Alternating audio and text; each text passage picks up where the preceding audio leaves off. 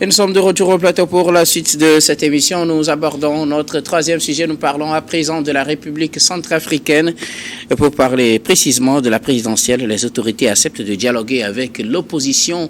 L'opposition centrafricaine appelle depuis à une discussion franche avec le pouvoir, puisqu'elle conteste les élans de présentation de la candidature du président Faustin Archange Touadéra, qui se présenterait donc pour un troisième mandat à l'élection présidentielle qui devrait avoir lieu à la fin de cette année 2025. L'opposition soupçonne le président de vouloir briguer un nouveau mandat et elle conteste. Entre-temps, les discussions étaient bloquées, mais désormais, le président se montre ouvert et voudrait quand même engager des discussions avec toutes les couches politiques pour trouver une solution à la crise dans ce pays. Nous en parlons avec nos invités. Je commence par vous, Maoulolo Samson Alidia. Faustin Archange Touadéra finalement disposé à discuter avec ses opposants pour une bonne organisation des prochaines élections. Oui, cela est à la fois désolant. Parce que quand même un troisième mandat, alors que la Constitution ne prévoit que 2 mandats, il y avait eu plus d'espoir et plus de confiance en l'avenir au sein de la population centrafricaine lorsque Faustin Archange Touadéra, qui est un professeur d'université de mathématiques, est quand même arrivé au pouvoir. Mais force est de constater qu'après 2 mandats, il ne fait que défendre un bilan sécuritaire qui n'en est pas vraiment un, parce que le pays est dans une situation toujours fragile. Et au plan du développement économique et social, le pays patauge encore derrière, dans le rang des pays les moins développés en termes d'IDH dans le monde. Actuellement, à l'heure où nous parlons, Bangui fait face à des pénuries d'eau potable chroniques, couplées à des coupures intempestives de courant. Ailleurs aussi, ça se fait.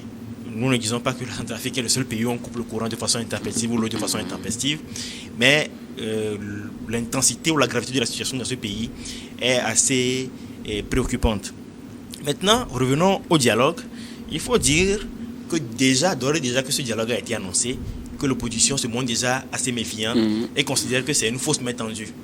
Et lorsque vous prenez même le discours qui a été fait, il dit que les partis d'opposition sont revenus dans la République en acceptant le dialogue. Comme s'il fut un instant T où c'est parti là par une certaine magie. Je ne sais pas si c'est... Comme il est professeur de mathématiques, il a exclu dans une équation ces partis de l'opposition de la République pendant un certain nombre de temps. Et il dit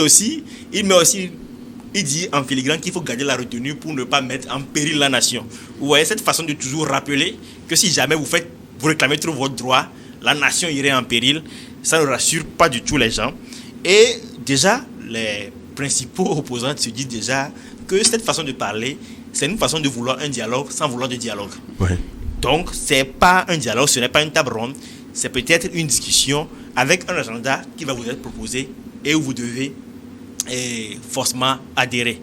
La société civile aussi est partagée, et même si elle demande aux partis politiques d'aller au dialogue, elle n'est pas assez confiante par rapport à l'issue de ce dialogue-là. Le dernier dialogue avait été boycotté justement par une grande partie de la classe politique centrafricaine, et ça s'était quand même tenu avec une partie de la classe politique qui est acquise à Touadéra, et les conclusions de ce dialogue-là ont alimenté la crise qu'on a aujourd'hui actuellement. Donc, je pense que le président Faustin Archange Touadéra a la possibilité de sortir par la grande porte. Et je pense s'il suppose que son bilan sécuritaire est bon, on le félicite pour cela. Mais son échec sur le plan social et économique nous amène à dire qu'il serait bien qu'il passe le tablier à quelqu'un d'autre qui puisse conduire ce pays-là, qui est immensement tout autant risque que la République démocratique du Congo. Mais lorsque vous voyez Bangui, parfois on dirait que ce n'est même pas une capitale, ce qui est assez dommage. Merci beaucoup à vous, Samson. Je reviendrai à vous tout à l'heure sur ce manque de confiance surtout qui règne dans la classe politique centrafricaine. Mais bien avant, Thierry Afanouké, le pouvoir se dit désormais disposé à discuter avec l'opposition en vue de l'organisation de la prochaine présidentielle qui est l'objet de crispations depuis plusieurs mois dans ce pays. On soupçonne le président Touadéra de vouloir briguer un troisième mandat. Oui, je commence par la chute de Samson. Malheureusement, son appel au professeur Archange Touadéra de ne plus briguer un troisième mandat ne sera pas entendu. Et cela m'amène à dire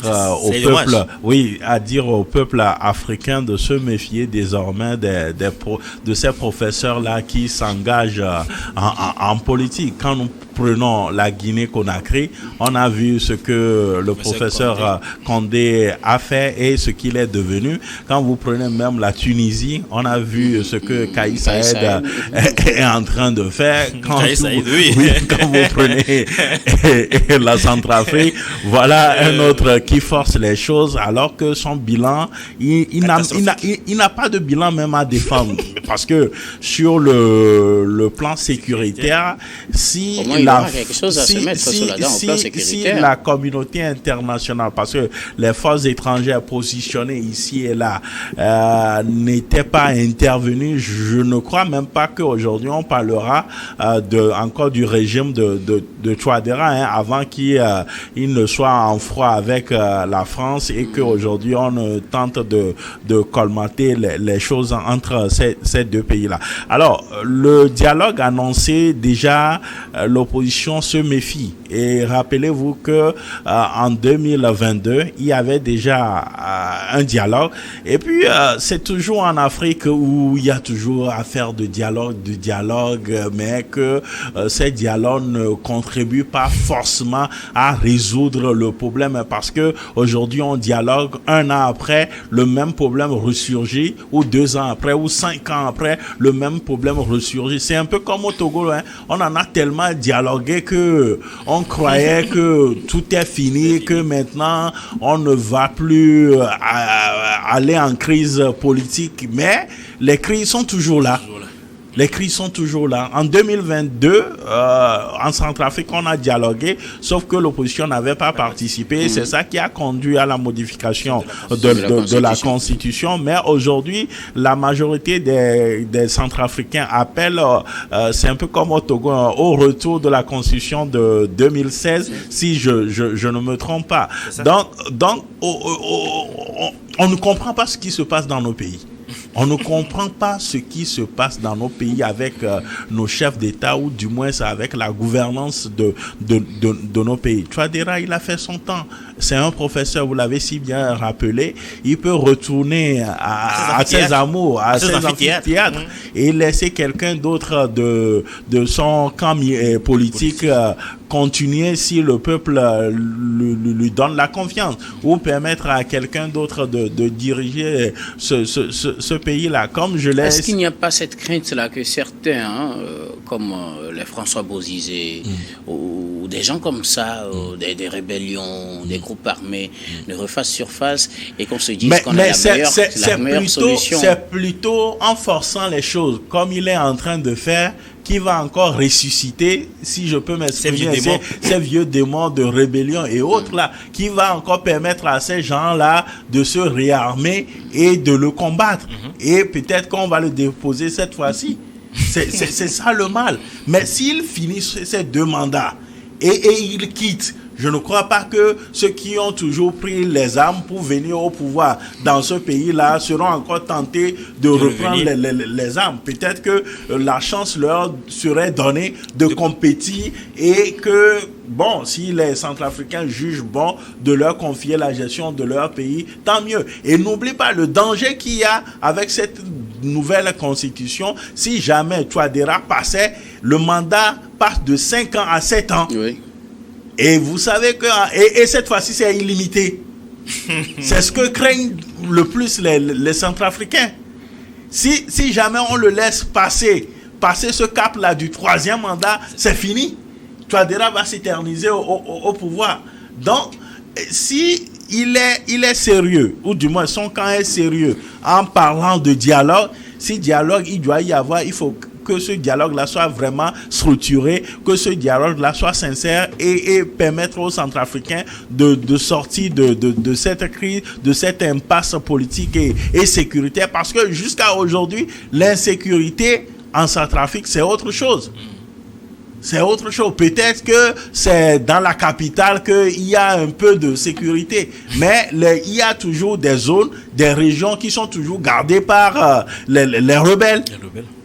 Il y a cette réalité-là. Comme si Samson l'a si bien dit, voilà un autre pays qui est immensement riche et qu'on n'arrive pas à construire, on n'arrive pas à développer. Mais est-ce que finalement nous sommes maudits? On nous dit que les militaires ne pourront pas faire l'affaire. On nous dit que peut-être les intellectuels peuvent mieux faire. Voilà, on a un intellectuel. Voilà ce que lui aussi il est en train de faire. Donc c'est dommage pour nos pays africains, c'est dommage pour la Centrafrique. Merci beaucoup à vous, Thierry. Alors, Samson, je voulais savoir, qu'est-ce qui fait qu'on a moins confiance aujourd'hui à Faustin Archange Touadéra et à sa parole donnée? Normalement, le gouvernement se dit ouvert pour discuter, puisque c'est l'opposition qui a réclamé justement des discussions et la remise à niveau de certaines institutions comme l'Agence générale, l'Agence nationale des élections, et tout cela. Est-ce que on ne devrait pas plutôt faire confiance en la parole donnée par le chef de l'État et se mobiliser massivement pour prendre part à ces dialogues? Pourquoi se méfie-t-on finalement de lui? Tout simplement parce que de par le passé, il n'a pas tenu à sa parole. Lorsque vous voyez la société civile dire clairement qu'il espère que maintenant il y aura assez de sincérité et de bonne foi et d'honnêteté, le moins fort. Quand on dit qu'un président de l'État n'est pas honnête, c'est assez grave. Et lorsque la société civile non seulement ça, il ne respecte même pas les institutions de la République. Vous rappelez qu'il était en conflit avec la Cour suprême. Ouais, à l'époque. Donc tout ça alimente la suspicion généralisée. Et ça fait que les gens, d'abord, revenons un peu en arrière, quand vous voyez la déclaration même qui invite au dialogue, ce n'est pas un dialogue. Voilà. C'est peut-être une invitation à venir vous informer que j'ai décidé que ça se passera comme ça. Et l'opposition a réclamé la discussion aussi sur les questions de gouvernance. Il faut qu'on parle de comment le pays est géré. Voilà. Vous voyez? Et au dialogue auquel M. Faustin Archange Touadéra appelle maintenant la classe politique, il exclut les questions de gouvernance. C'est ce qui fait dire à certains insurgés que ce dialogue-là, si on ne va pas parler des questions de gouvernance, ça ne vaut pas la peine d'y aller parce que c'est une fin de non-recevoir. C'est une façon de vous dire, venez, mais je n'ai pas envie de vous parler. Donc, lorsqu'on combine et le discours et l'annonce de l'invitation au dialogue, et lorsqu'on le croise avec les actions passées et les comportements de M. Faustin Archange Touadéra par rapport aux différentes institutions et par rapport à sa propre parole donnée, nous ne nous en cachons pas. Qu'en venant au pouvoir, il a promis de ne faire que 2 mandats. Et aujourd'hui, en 2022, tout change. Il décide maintenant de faire plus. Et là, il n'y a même plus de verrou. Donc, lorsque vous avez en face un homme politique qui se comporte de cette façon, c'est tout à fait normal que la classe politique ne fasse plus confiance à cette personne-là et ne veuille plus dialoguer avec lui. Okay. Merci beaucoup. Thierry, avez-vous quelque chose à dire sur ce manque de confiance envers Faustin Archange Touadéra? Oui, quelqu'un qui ne respecte même pas les institutions. Quel serait l'organe garant peut-être des décisions qui seront issues demain de ces discussions si jamais il y a discussion?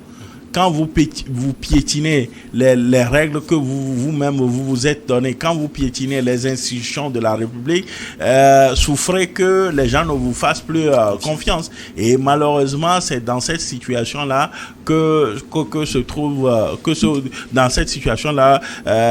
c'est cette situation-là qui prévoit donc actuellement en Centrafrique. Comme je l'ai si bien dit, c'est ce qui se pointe à l'horizon, c'est le retour en force encore de ces rebelles. C'est ce que moi je crains le plus. Et vous n'êtes pas sans savoir que je ne sais pas s'il faut parler de guerre civile ou bien de crise, mais ça occasionne tellement de morts dans ce pays-là. Peut-être qu'on n'en parle pas plus assez comme en RDC aujourd'hui, mais ces groupes-là, rebelles-là, sont toujours présents et ils sont nombreux. Ils sont nombreux aussi dans ce pays. Tout et il y a aussi un conflit religieux qui s'y greffe aussi. Voilà, les chrétiens et les musulmans. Ouais, donc, c'est vraiment les gens s'entretuent entre eux. Donc, si une crise politique s'ajoute encore à ça, donc vous imaginez ce que cela peut... Sans compter que la région même, on voit au Soudan du Sud, ce qui se prépare actuellement avec Machar et Salva-Kiir qui se tire encore dessus, alors que le Soudan du Sud est frontalier de la Centrafrique. Et on a aussi le Tchad à côté, que le Soudan menace de bombarder. Donc, actuellement, franchement, ce n'est pas le moment de se risquer à avoir une crise politique en Centrafrique. Et Merci pendant ce beaucoup. temps, la CEMAC et autres là ne dit rien pour le moment. Bon, hein. ils font des communiqués, ils appellent au cas, mais elle a retenu. Merci beaucoup à vous tous pour vos contributions. Nous allons marquer une nouvelle pause, puis on reviendra tout à l'heure pour la dernière partie de cette émission. Dernière partie que nous allons bien évidemment consacrer au Togo.